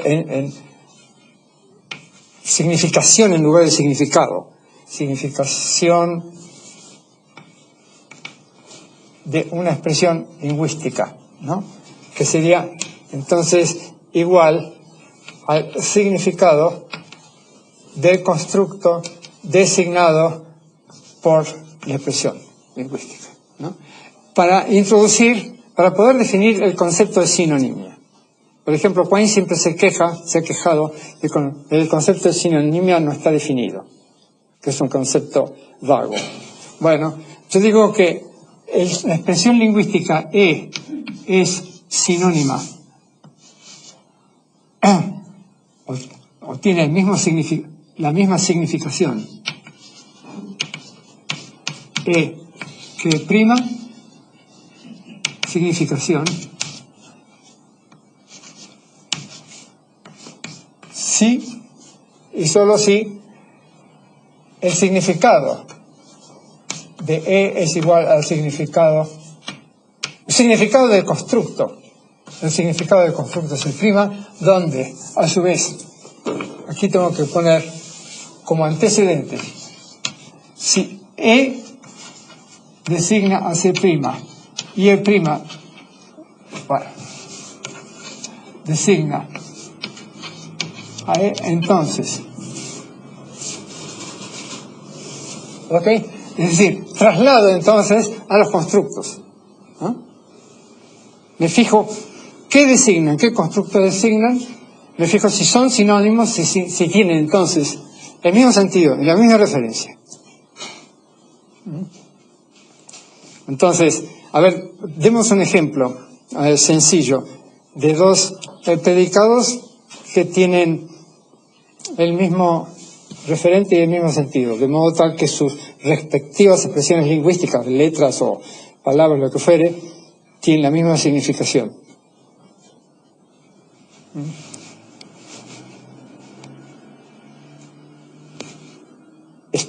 ¿Cómo se llamaba España antes?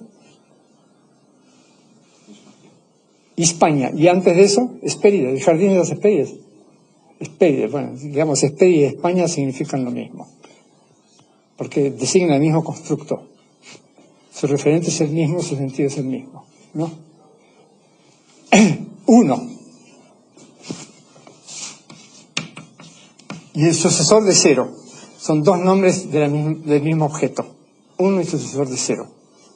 Entonces, son estos dos, aunque son expresiones lingüísticas diferentes, tienen la misma significación. ¿Por qué? Porque sus respectivos constructos son iguales, son idénticos, por lo tanto, tienen el mismo sentido, la misma referencia, ¿no? ¿Qué ocurre con frases como a la solidaridad le llamo egoísmo? ¡Ah!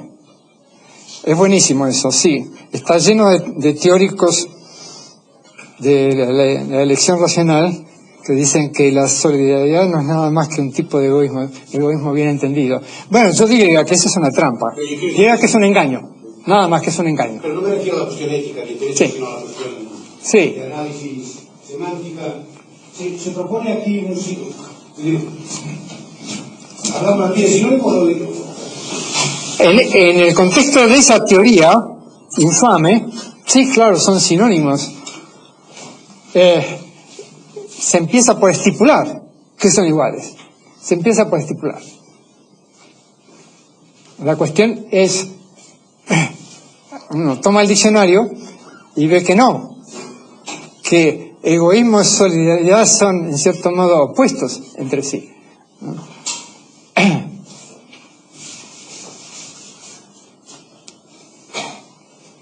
Por eso no se necesita ninguna teoría semántica. Más problemas. A ver, entonces, si la tortuga es un nombre primo, no designa ningún constructo. No designa ninguna idea clara. No hay manera,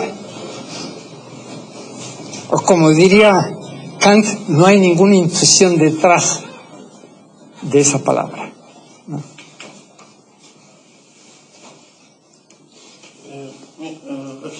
El problema de la referencia de una teoría concreta. Pienso en las ecuaciones del campo de Einstein, las ecuaciones vienen en dos formas.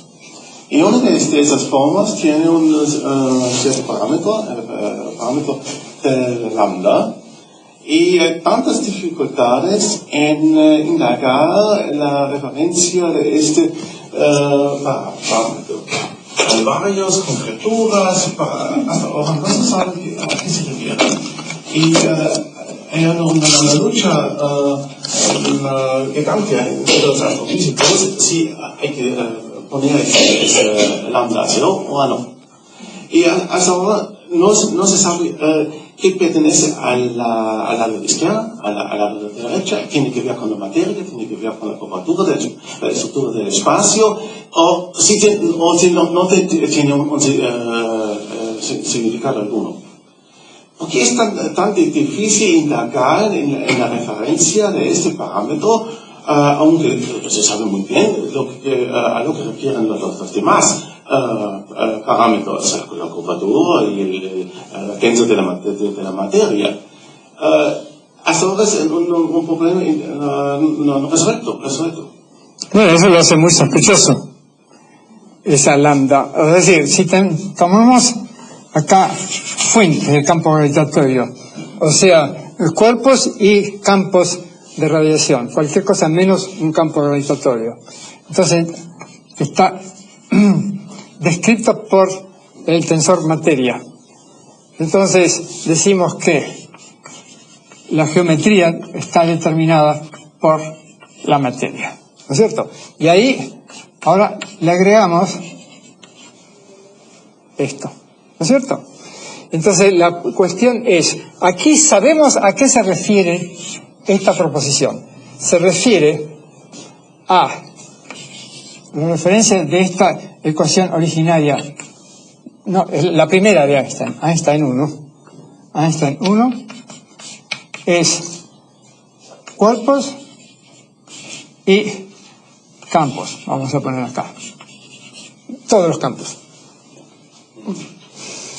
¿Y a qué se refiere esto? Bueno, podríamos decir que se refiere a lo mismo, puesto que forma parte de esta ecuación, esta E2.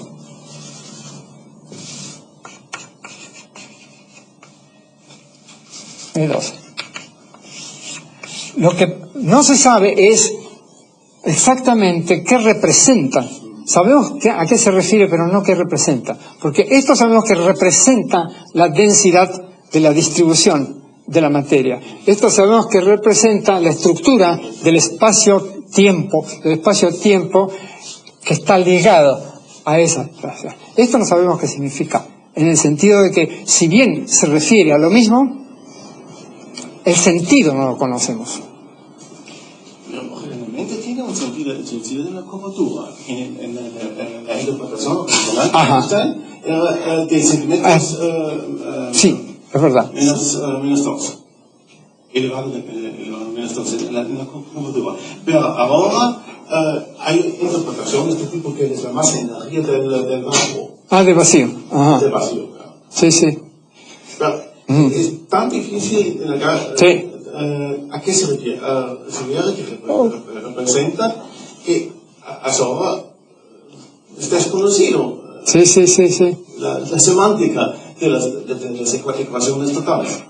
Sí. Bueno, hubo un caso un poco más sencillo que se resolvió diferente. El caso de la teoría de Yukawa de los mesones. Se creyó que inicialmente que se refería o que describían bien a los mesones mu, y después resultó que se referían a los mesones pi. Entonces hubo un cambio de referentes ahí.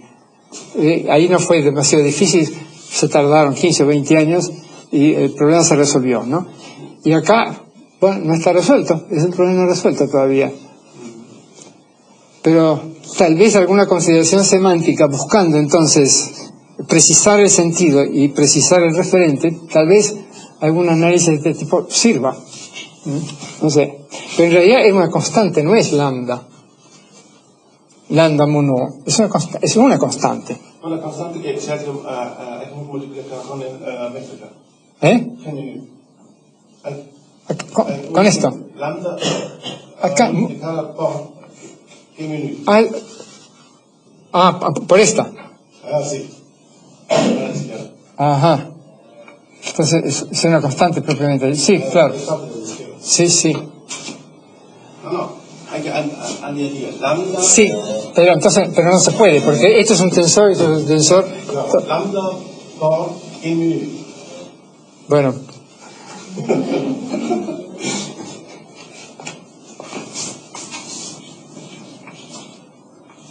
R, sí.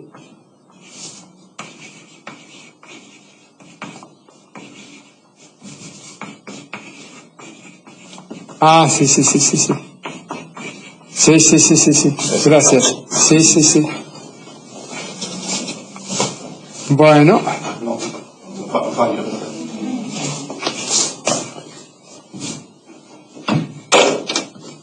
Sí, ok. Bueno,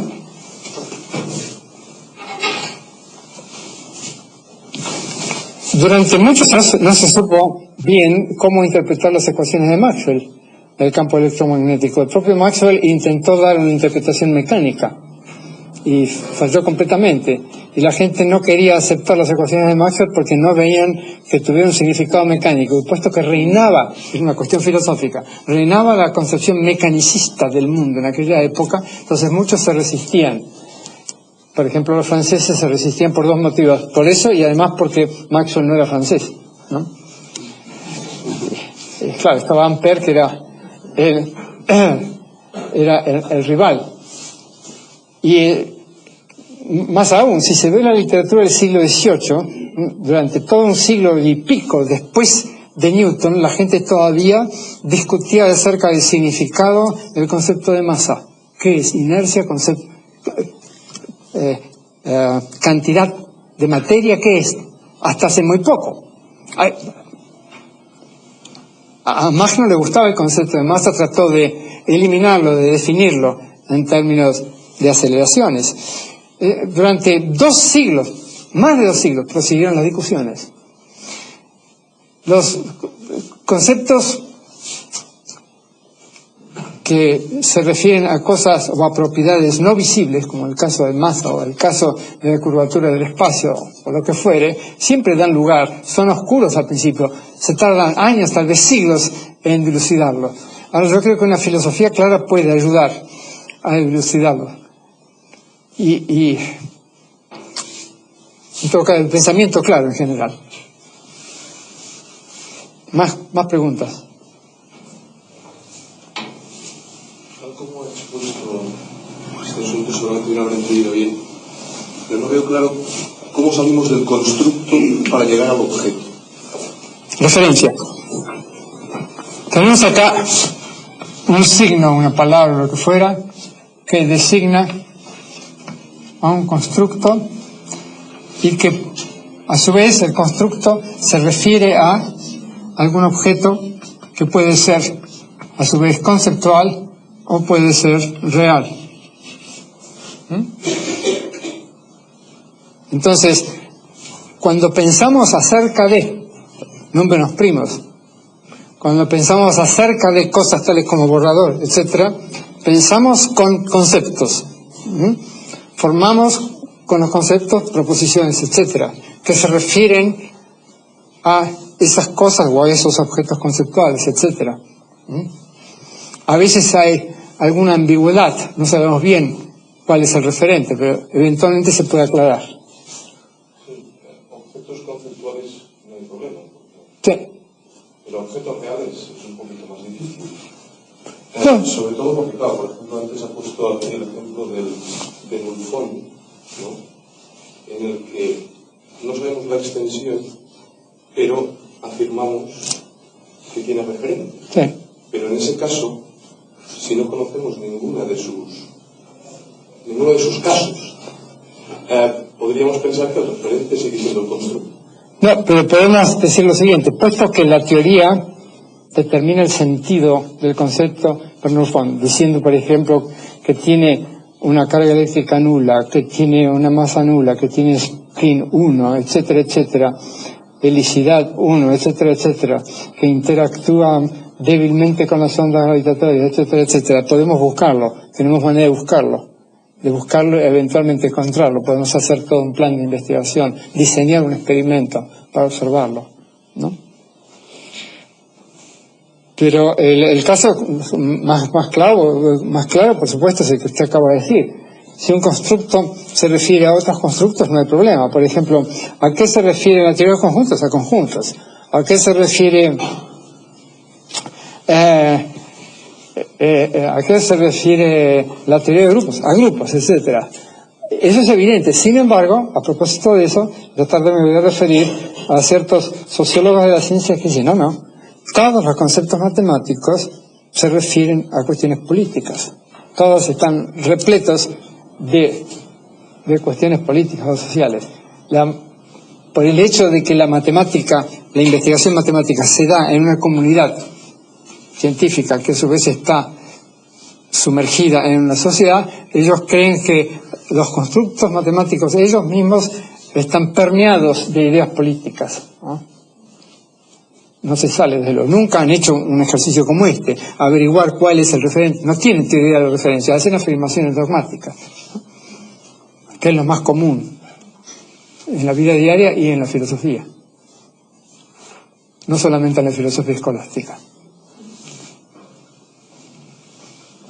Sí. En la teoría del sentido 2, se ha dicho el sentido de una fórmula, por ejemplo, sería sus antecesores y sus sucesores. Sí. Pero la progenie es infinita, ¿no? Claro, así es. Y entonces sería una dificultad, ¿no? Porque muy buen punto este. Es decir, que nunca conocemos exhaustivamente el sentido de un constructo, porque justamente una teoría está compuesta de infinitas proposiciones, de las cuales conocemos solamente algunos, los teoremas que ya han sido demostrados.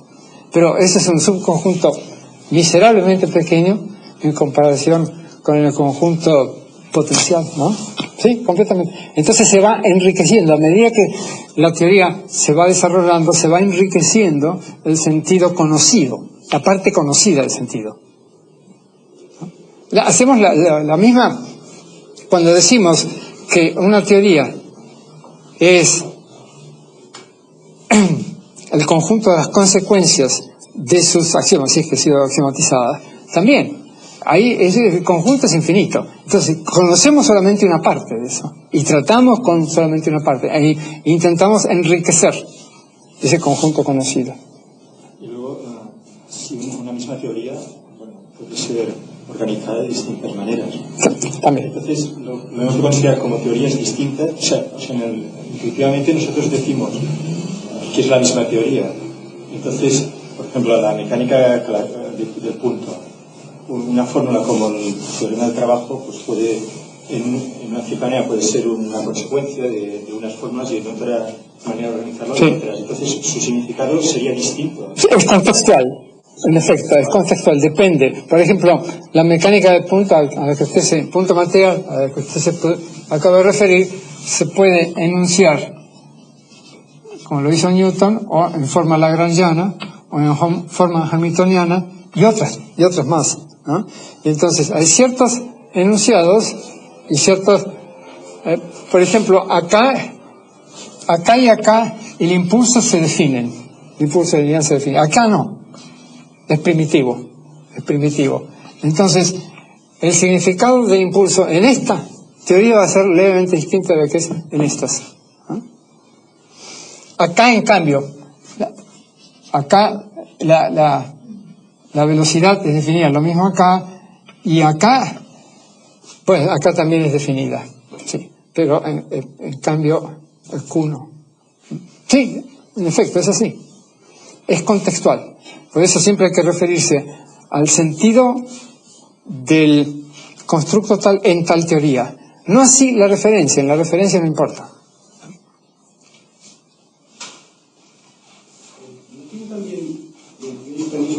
Un cierto problema hablar de verdad parcial. Lo digo porque parece presuponerse que existe una verdad total, que no siempre se puede afirmar, y sobre todo porque es muy fácil no saber a qué dominio hay que aplicar el concepto de verdad parcial, porque uno puede no saber si en aquel dominio existe una verdad total o no. Por ejemplo, cuando hablamos de números primos, la serie de números primos, ¿no? Hay verdad parcial, es casi ridículo decir que nuestra serie, ¿verdad? Con nuestro conocimiento actual, que cuál es la serie de los números primos, es una verdad parcial, porque al fin y al cabo, si no hay verdad, no sabemos si hay verdad total, ¿para qué vamos a decir que es verdad parcial? Es decir, el uso de parcial, lo digo porque me suena como muy a, quizá porque también lo usaban en este sentido otros sistemas totalitarios, más o menos, y tal, de verdad total, de absolutas y parcial y tal. En su sistema me encaja poco. No, momentito, hay que distinguir verdad parcial de verdad relativa. Son dos cosas diferentes. Aunque gente tan distinguida como Lenin y Max Planck, y bien diferentes, las han confundido las dos. Cuando Max Planck en un libro muy lindo, cuyo título no recuerdo en este momento, publicado en el 33, decía que se va por verdades relativas hacia la verdad absoluta, lo que quería decir que de verdad parcial en verdad parcial más aproximada se alcanza eventualmente o se tiende a la verdad total, verdad completa, ¿no? Esa es la esperanza de todo científico. Es uno de los supuestos gnoseológicos de la investigación científica, es decir que pero no hay que ser necesariamente extensionalista. no tiene nada que ver. No, demos un ejemplo. Supongamos que yo no he contado cuánta gente hay acá, pero sí, a ojo de buen cubero digo, hay 40 personas. Entonces, la población de este territorio es 40. Después los cuento. Y supongamos que encuentro que esta es la primera aproximación. La segunda, los cuento y encuentro, por ejemplo, 35. Pero me he dado vuelta y mientras yo contaba o mientras yo escribía, uno se escapó. Entonces tengo que hacer un nuevo recuento a otro instante. Y entonces 34. ¿Es grande el error? Acá no, es 5 en 40, es un poco más del 10%. No es grande, es una buena aproximación. Esta también es una buena aproximación. A esto, ¿no? Hay algoritmos, hay métodos para mejorar las aproximaciones sucesivas. Hay métodos en la matemática llamada aplicada. En la matemática numérica, el cálculo numérico consiste en eso. ¿Cómo se calculan, por ejemplo, las tablas de funciones? Yankee Emde o las sucesoras, que ahora ya no hace falta porque hay programas de ordenador, pero ¿cómo se calculaban? Se calculaban con desarrollos en serie, se toman los primeros 10 o los primeros 20 o los primeros 5 términos, ¿no? Y el que quiera más, pues, hace el cálculo él mismo, ¿no? Y encuentra una aproximación mejor. No, el concepto de verdad parcial es esencial en las ciencias y en las técnicas. Y esto me recuerda, en Texas durante más de un siglo, el código, no sé cuál de los códigos de Texas, establecía por ley que el valor de pi era igual a 314. Por ley. Los legisladores norteamericanos ya precozmente mostraron su sabiduría.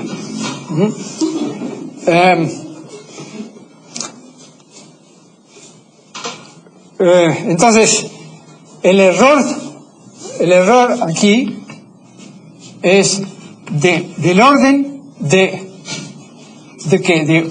este orden, un poco más. Sí, es de este orden.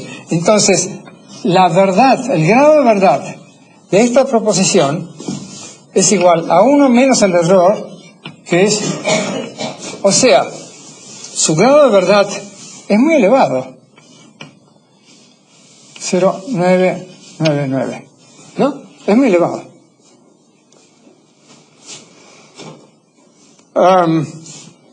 Ahora, verdad relativa es otra cosa. Verdad relativa, cuando algo es relativo, siempre es relativo a algo, naturalmente. En el caso de proposiciones es relativo a un contexto, a una teoría, por ejemplo. Cuando se dice, por ejemplo, que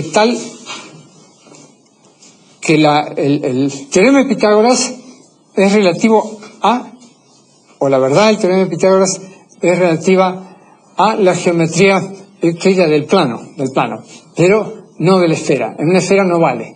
Entonces, para una esfera necesitamos generalizar el teorema y se lo generaliza, ¿no? Pero entonces el concepto de verdad parcial sería subsidiario del de verdad relativa. No, independientes. Son dos conceptos independientes. Verdad relativa, P es verdadero respecto de T, y esto es totalmente verdadero, o en T, o en el contexto T. Es totalmente verdadero en este contexto. Pero esta misma proposición, que es verdadera en este contexto, es parcialmente verdadera respecto de los hechos. Tomemos un teorema de la mecánica clásica, por ejemplo. Ese teorema se deduce correctamente de los axiomas de la mecánica clásica, entonces es verdadero en o respecto de esa teoría, pero para grandes velocidades o para muy pequeñas masas es falso respecto de los hechos, ¿no? Entonces una verdad aproximada es parcial solamente respecto de los hechos, ¿no? Entonces puede ser, pero entonces este es el concepto de relatividad de la verdad y este es el concepto de parcialidad o grado de error, ¿no?